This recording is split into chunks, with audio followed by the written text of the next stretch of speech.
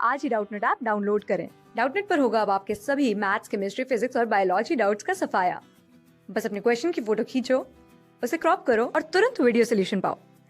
Download now. The question is कि given graph shows the effect of substrate concentration on the rate of reaction of the enzyme green gram phosphatase। तो एक enzyme है green gram फोस्फेटेज, उसकी activity दे रखी है और उसका graph plot करा है between the velocity that means the rate of reaction, कि किस स्पीड से जो रिएक्टेंट हैं उससे हमें प्रोडक्ट मिलेंगे, तो उसका मतलब होता है रेट ऑफ रिएक्शन।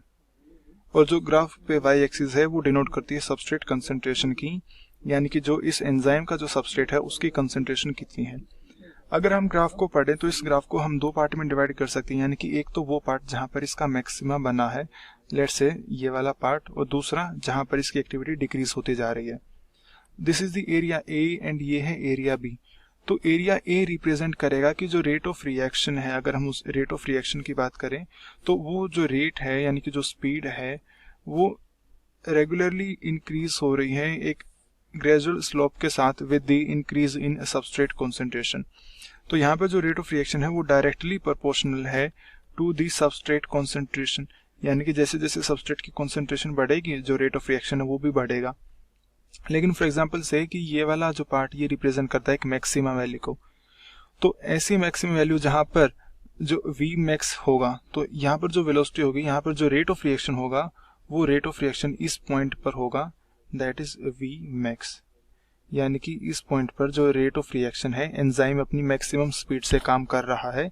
इसके बाद अगर हम फर्दर सबस्ट्रेट कॉन्सेंट्रेशन बढ़ाते हैं तो जो इसकी एक्टिविटी होगी वी मैक्स की वो बढ़ती नहीं, रादर वो कांस्टेंट हो जाएगी। तो ग्राफ अगर नॉर्मल कंडीशन होती तो ग्राफ कुछ ऐसे जाता है यहाँ से, लेकिन उसके हम अगर ग्राफ में देखें तो उसकी जो एक्टिविटी है ओरिजिनल ग्राफ में इस एंजाइम की एक्टिविटी डिक्रीज हुई है।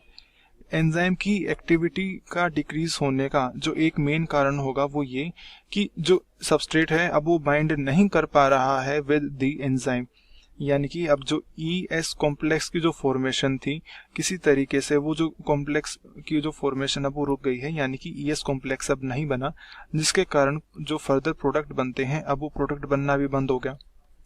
तो ES कॉम्प्लेक्स का ना बनने का एंजाइम्स और उसकी रेट सबस्ट्रेट कॉन्सेंट्रेशन के साथ एक ही हो सकता है, that is the presence of an inhibitor, यानी कि कोई एक ऐसा कंपाउंड जो एंजाइम को सबस्ट्रेट के साथ बाइंड करने से इनहिबिट करेगा जिससे ES कॉम्प्लेक्स ना बने और उससे फिर फर्दर कोई प्रोडक्ट ना बने। तो ऐसे केस में जो रेट ऑफ रिएक्शन है यानी कि जो स्पीड है रिएक्टेंट के कन्वर्जन होना इनटू द प्रोडक्ट, वो स्पीड डिक्रीज हो जाती है and that is only in the presence of an inhibitor. तो ऑप्शन ए है कि rate of enzyme reaction is directly proportional to the substrate concentration. तो ये तब सही होता है ये वाली स्टेटमेंट जब ये ब्लैक जो ग्राफ है वो इस ग्रेजुअल डिक्रीज वाले स्लोप की जगह वो एक कांस्टेंट वैल्यू शो करता कुछ इस टाइप से, यानी कि अगर ग्राफ होता कुछ इस वे में तो स्टेटमेंट ए सही होता, बट अभी वो गलत है क्योंकि इस ग्राफ में ये ऐसा ग्राफ ना होकर जो हमें ग्राफ दे रखा है वो कुछ इस टाइप से है जिसमें जो एंजाइम की एक्टिविटी है उसमें सडन डिक्रीज हुआ है, हालांकि इस पॉइंट पे तो आके वो एक्टिविटी कंप्लीटली बंद हो गई है, यानी कि अब रिएक्शन आगे प्रोसीड ही नहीं कर रहा। तो second option is presence of an enzyme inhibitor in the reaction mixture. तो ये स्टेटमेंट सही है कि अगर जो एंजाइम जो रिएक्शन मिक्सचर है उसमें एक इनहिबिटर है जिसने एंजाइम के साथ बाइंड करके उसको ES कॉम्प्लेक्स बनाने से रोका है। तो इस क्वेश्चन का जो सही आंसर होगा वो होगा ऑप्शन बी। क्लास 6 से 12 से लेके नीट, IIT, JEE मेंस और एडवांस के लेवल तक 10 मिलियन से ज्यादा स्टूडेंट्स का भरोसा। आज ही डाउनलोड करें डाउटनेट ऐप या व्हाट्सएप कीजिए अपने डाउट्स 8400 400 400 पर।